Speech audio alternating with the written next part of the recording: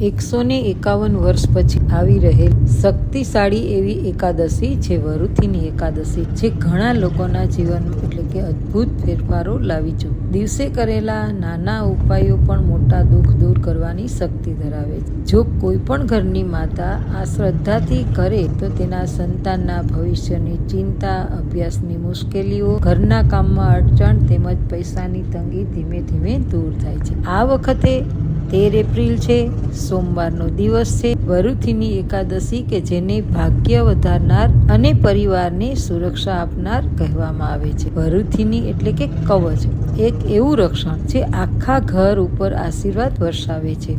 આ દિવસે સાંજે પીપળાના વૃક્ષ પાસે લોટનો ચોમુખી એટલે કે 4 મુખ વાળો દીવો પ્રગટાવો અને ઘરે આવીને એકવાર વિષ્ણુ સહસ્ત્ર નામનો પાઠ કરવો. ઘણા ભક્તોને અનુભવ છે આ ઉપાય કર્યા પછી તેમની પરેશાનીઓ ધીમે ધીમે ઓછી થવા લાગી હતી. તમે પણ એકવાર આ શ્રદ્ધાથી કરી